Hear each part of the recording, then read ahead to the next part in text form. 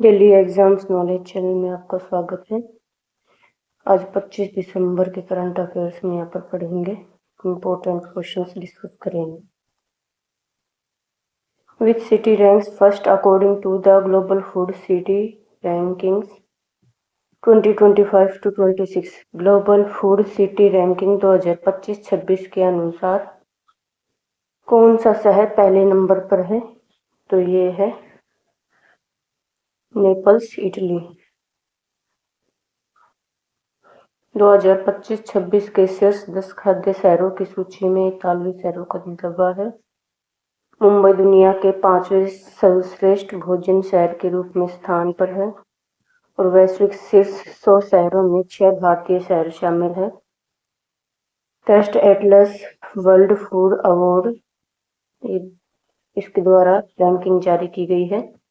खाद्य पर्यटन वैश्विक यात्रा रुझानों को आकार दे रहा है। Recently, who announced a liquidity injection of 2.90 lakh crore into the banking system? हाल ही में बैंकिंग प्रणाली में किसने 2.90 लाख करोड़ रुपए की तरलता निवेश की घोषणा की है? तो ये की है भारतीय रिजर्व बैंक ने। आरबीआई ने 2.90 लाख करोड़ की तरलता उपाय की घोषणा की है। ओपन मार्केट ऑपरेशन बॉन्ड खरीद के माध्यम से 2 लाख करोड़ जुटाए गए हैं। 3 साल के लिए 10 अरब डॉलर रुपए की खरीद स्वैप समझौता। ओएमओ की नीलामी 29 दिसंबर 2025 से 22 जनवरी 2026 के बीच निर्धारित। अदला बदली की नीलामी 13 जनवरी 2026 को निर्धारित। इसका उद्देश्य है बैंकिंग तरलता में सुधार करना, विदेशी मुद्रा स्थिरता का प्रबंधन करना और रुपए को स्थिर करना। आरबीआई ने 2025 में अब तक 6.5 लाख करोड़ मूल्य के बॉन्ड खरीदे हैं। India promised a relief package of how many million dollars for Sri Lanka after cyclone दितवा। चक्रवात दितवा के बाद भारत ने श्रीलंका के लिए कितने मिलियन डॉलर के राहत पैकेज का वादा किया है? तो ये किया 450 मिलियन डॉलर का। चक्रवात दितवा के बाद भारत ने श्रीलंका के लिए 450 मिलियन डॉलर की सहायता राशि देने का वादा किया है। इस पैकेज में 100 मिलियन डॉलर का अनुदान और 350 मिलियन डॉलर का ऋण शामिल है। सहायता में बुनियादी ढांचा, आवास, स्वास्थ्य, शिक्षा और कृषि शामिल है। सागर बंधु अभियान के अंतर्गत दी गई सहायता पड़ोसी देशों को प्राथमिकता देने की नीति और भारत श्रीलंका संबंधों को दृढ़ करना है। Recently, the Indian Navy formally retired with submarine। हाल ही में भारतीय नौसेना ने औपचारिक रूप से किस पनडुब्बी को सेवानिवृत्त कर दिया है? तो ये कर दिया है आईएनएस सिंधु घोष को। आईएनएस सिंधु घोष को 19 दिसंबर 2025 को सेवामुक्त कर दिया गया है। इस पनडुब्बी ने 4 दशकों तक भारतीय नौसेना में अपनी सेवाएं दी। 1885 में कमीशन की गई ये पनडुब्बी अपने वर्ग की प्रमुख पनडुब्बी थी। इस समारोह में पूर्व कमांडरों, चालक दल के सदस्यों और दिग्गजों को सम्मानित किया गया। इसका सेवानिवृत्त होना आधुनिक और स्वदेशी पनडुब्बी प्लेटफॉर्मों की ओर एक कदम है। Which was the first pollution control vessel introduced into the Indian Coast Guard? भारतीय तटरक्षक बल में कौन सा पहला प्रदूषण नियंत्रण पोत शामिल हुआ है? तो ये हुआ है समुद्र प्रताप। भारतीय तटरक्षक बल ने अपना पहला प्रदूषण नियंत्रण पोत समुद्र प्रताप शामिल किया है। इसका निर्माण गोवा शिपयार्ड लिमिटेड में स्वदेशी रूप से किया गया है। ये आधुनिक प्रदूषण नियंत्रण, अग्निशमन और सुरक्षा प्रणालियों से सुसज्जित है। आईसीजी पीसीबी में पहली बार डायनेमिक पोजीशनिंग सिस्टम वापस लेने योग्य स्टर्न थ्रस्टर जैसे विशेषताएं मौजूद हैं। 60% से अधिक स्वदेशी सामग्री आत्मनिर्भर भारत का समर्थन करती है। समुद्री प्रदूषण नियंत्रण, समुद्री जोखिम नियंत्रण, ईईजेड संरक्षण को मजबूत करता है। The Subansiri Lower Project Unit comprises how many units of 250 megawatt each?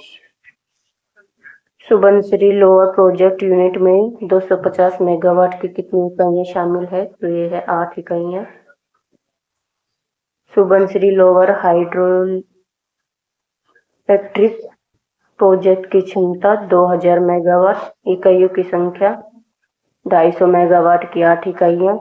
और इसमें यूनिट 2 को दिसंबर 2025 में चालू किया गया। भारत की सबसे बड़ी जल विद्युत परियोजना है सुबनसिरी नदी पर ये स्थित है, जो कि अरुणाचल प्रदेश असम में है।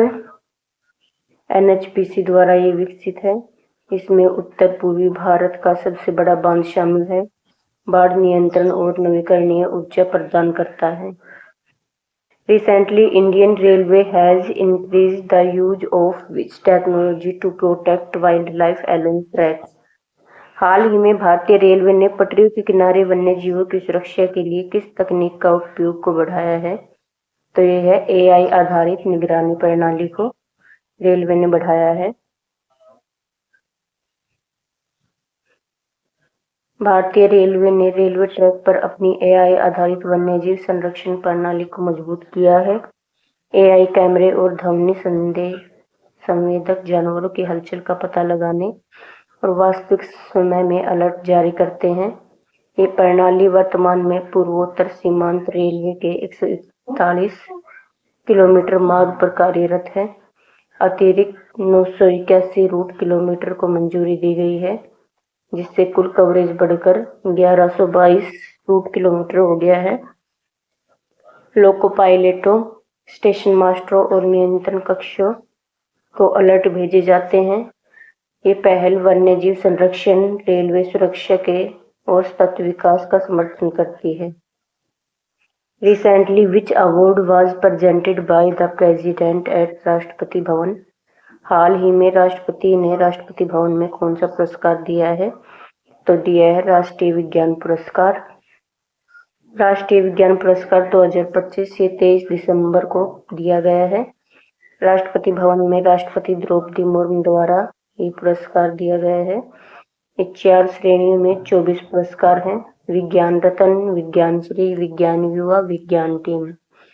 विज्ञान रत्न जयंत विष्णु नालिरकर को मरणोपरांत प्रदान किया गया है। टीम अरोमा मिशन ने विज्ञान टीम पुरस्कार जीता है।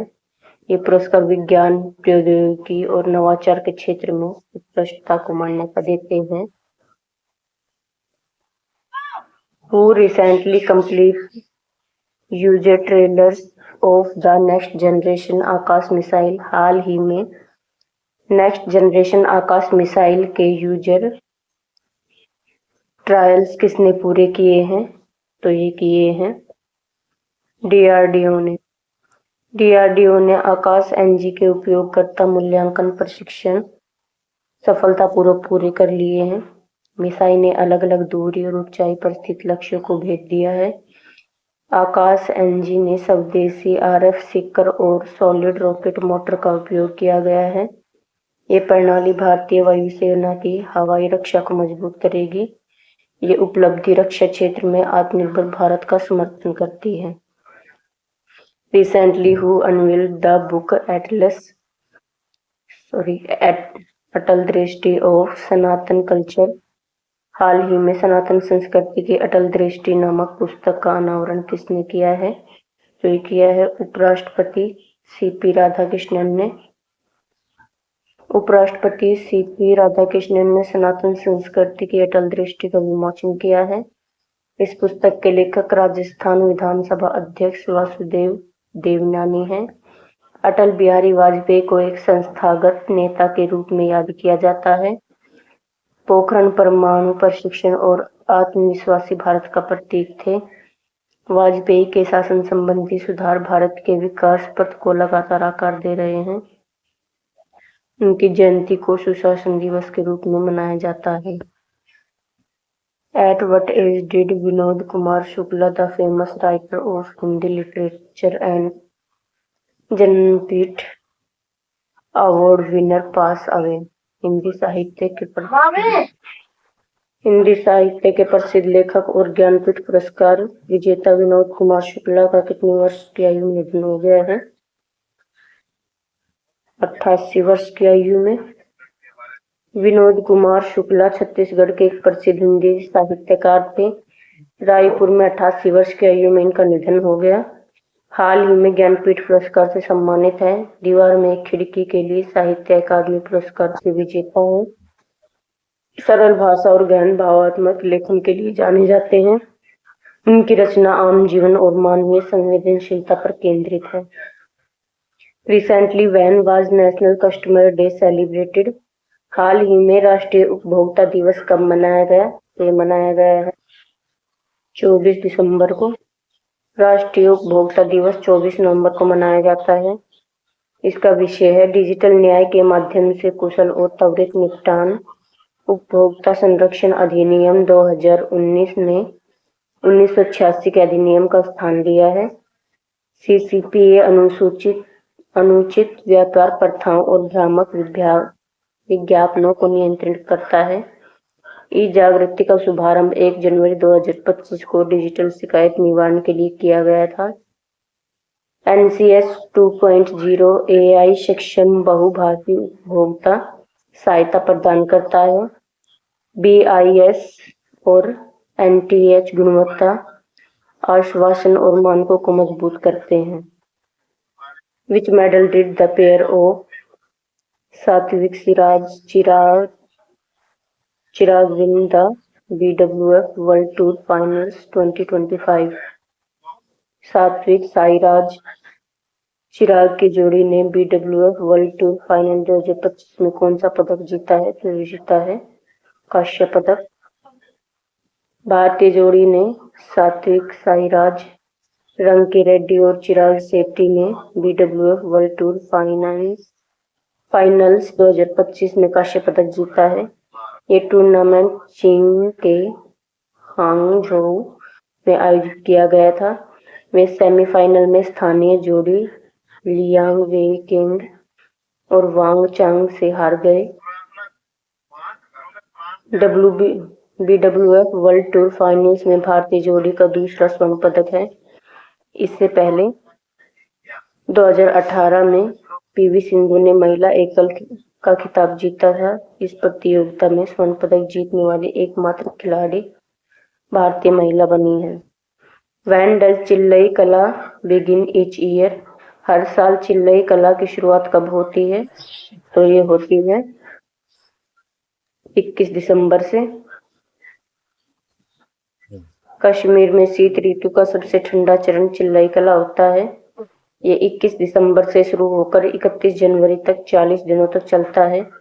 चिल्लई कला के बाद चिल्लई खुर्द, ये 20 दिनों की मध्यम ठंड है और अंतिम चरण में चिल्लई बच्छा, ये 10 दिनों की हल्की ठंड है। चिल्लई कला के दौरान भारी हिमपात से ऊंचे इलाकों में स्थित जलाशय से जल भर जाता है। Which Indian state is known as the Finland of India? किस भारतीय राज्य को भारत के फिनलैंड के रूप में जाना जाता है? तो ये है केरल। केरल जिसे कि भारत के फिनलैंड के रूप में जाना जाता है। केरल 1991 में भारत का पहला पूर्णतः साक्षर राज्य बना। यहाँ स्वास्थ्य देखभाल के लिए आयुर्वेद का व्यापक रूप से उपयोग किया जाता है। इस राज्य में भारत में सबसे अधिक जीवन प्रत्याशा है।